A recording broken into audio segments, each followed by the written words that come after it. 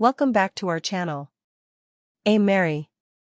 Today, we are talking about something very important for new mothers. Every mother's breastfeeding journey is different.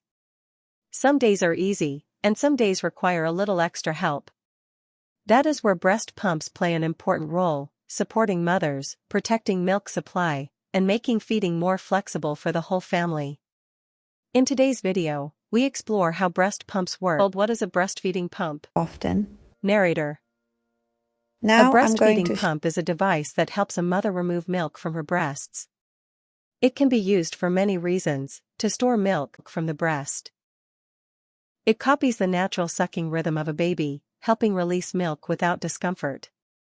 Moms use pumps for many reasons: work, school. Hello and welcome. In this guide, we'll walk you through how to use a breastfeeding pump safely and comfortably. Step 1. Prepare your equipment. Before you begin, make sure your hands are clean and that all pump parts have been washed